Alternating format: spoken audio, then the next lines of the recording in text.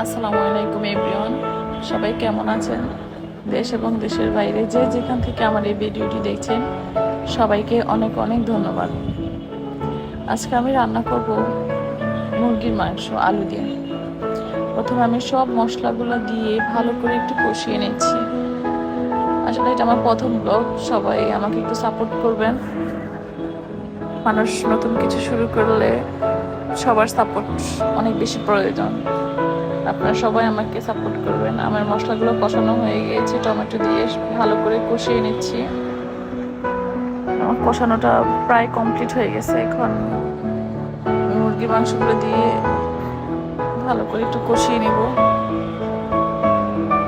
আমার আসলে যত কষানো যায় তত স্বাদ হয় বেশি আমার মতে। যে আমার কষানোটা প্রায় অনেকটা হয়ে গিয়েছে, এখন আমি একটু পানি দিয়ে দিব। যে পানি দিয়ে দিলাম, যে পানি দেওয়ার পরে আর একটু নেড়েছে আমি একটু ঢাকনা দিয়ে দিব। এই যে আমার প্রায় কিছুটা হয়ে এসছে। এই যে আমার রান্নাটা প্রায় অনেকখানি কমপ্লিট হয়ে গেছে। আসলে নতুন করে ব্লগ করতেছি, সবাই একটু সাপোর্ট করবেন। আপনাদের সাপোর্ট আমাকে অনেক দূর এগিয়ে নিতে সাহায্য করবে।